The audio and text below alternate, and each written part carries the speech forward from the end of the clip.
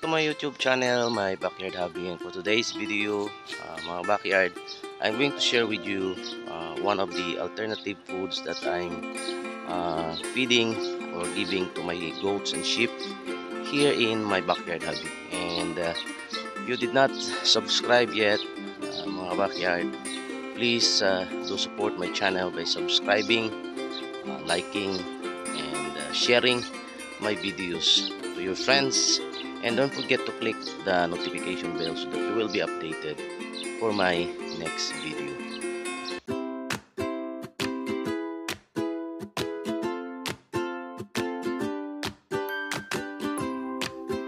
Backyard, I'm going to be sharing with you, as what I said, the other alternatives that I'm giving or feeding it to my goats and sheep. And this is a very common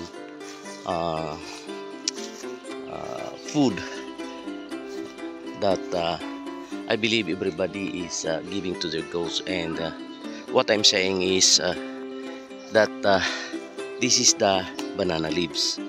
And according to my research, that banana leaves is very good for the health of our animals, especially goats, because of the high nutrients that they could get from these leaves.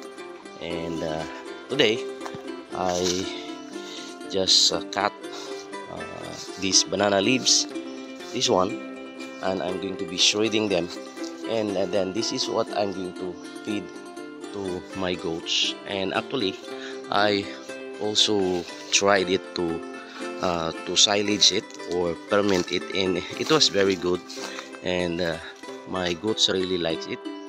But if we want to keep the weight of our goats, banana leaves is good for their what you call that, sa kanilang timbang, mga backyard, especially during this summer where there's no much grass that we could get, or my goats can't eat. So ito yung isa sa mga alternatibong ginagawa ko dito. Itong daw ng saging dito sa likod naming bahay, maraming saging dito, mga backyard. Yan. So yun yung hinharvest ko, yung mga dahon niya, at ito yung pinapakain ko sa aking mga alaga, mga backyard. And I'm going to show it to you how we're going to do it, or how I'm going to do it. Mayroon pa akong mini-mix dito. We could give it purely banana leaves, or you can mix something else. So in this video, I'm going to be mixing the banana leaves with the rock, mga backyard. I think kaunting asin para sarap yung pagkain ng ating mga alaga. Ito po, pinaprocess yung ating banana leaves, mga backyard.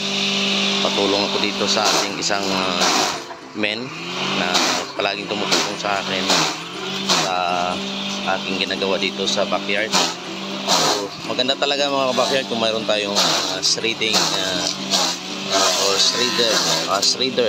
or shredding machine para sa pagkain ng ating mga alaga. Itong aking machine is I think mga isang taon na to, pero medyo mahina to, hindi masyadong malakas, kasi 1 yung kanya lakas. Yung motor niya maliit, so kailangan kapag mayroon tayo ulit, bibili ako ng medyo maganda yung quality para lahat ay pwede nating ma-shred. So ito yung gagawin natin, ganyan na ginagawa niya. Maganda kung i-shreds natin, mga backyard. Wala man tayong machine, kailangan na gamitan natin ng bulo para ma-chop natin, kasi para maubos ng ating mga alagang kambing or tupa makain, which is kung ilagay natin yung whole stalk ng banana leaves, yung dahon ang yung kinakain nila, mga backyard. So kaya ito yung ginagawa ko dito sa I am shredding it para makain nila lahat.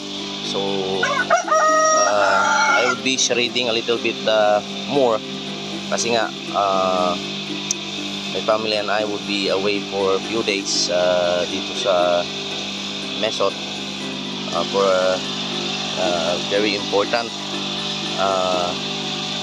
occasion para sa aming anak. So kaya kailangan mag-imbak ng kumpay para sa ating mga alaga. So kaya medyo marami yung ating reels ngayon. At least it's going to be good for today and also for the other day. Mayroon naman tayong ibang mga kumpay na handa mga backyard. So yan yung aming ginagawa dito sa banana leaf mga backyard. And ipakita ko sa inyo kung paano namin i-mix mamaya sa darak para may makain sa ating kambing.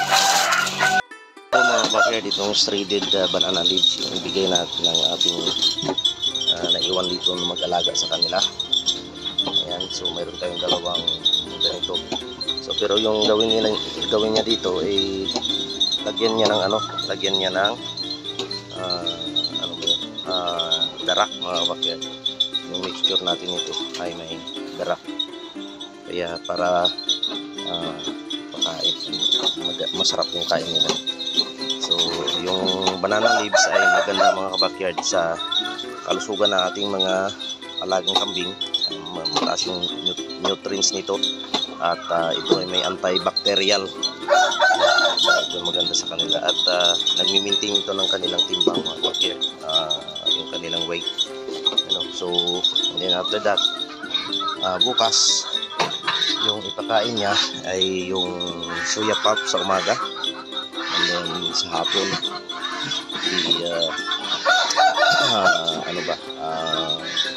yung silage, and bukas and then the next day would be puno ng saging and then silage again in the afternoon. So mayroon naman mga alternatives dito pagpakain sa kanila. Okay. So ito yung ating pakain sa kanila today. Yan. So meron pa tayong dalawang drum na silage. Mayroon tayong isang drum na soya pulps. And then nag-stock na rin tayo ng tubig dito kasi nga walang tubig dito sa farm.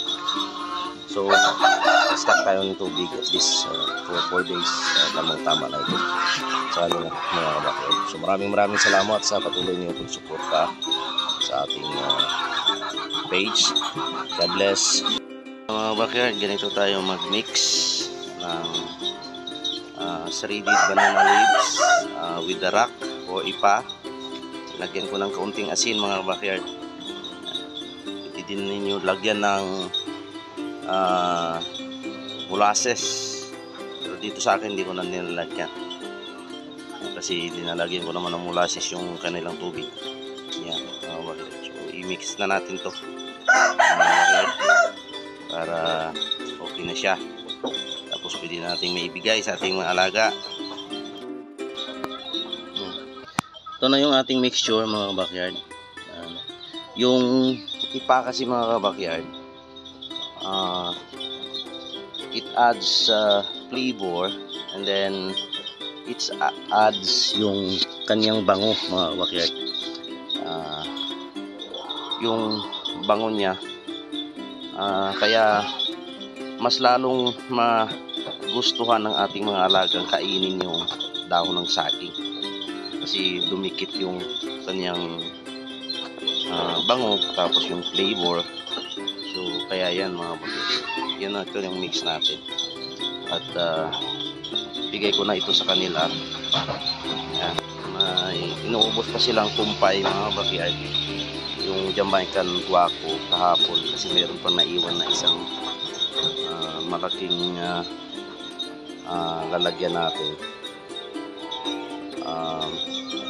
Parang yan yung black na to. So binigay ko muna sa kanila after ng suya pouch. And then after this one, ito na yung daon ng saging.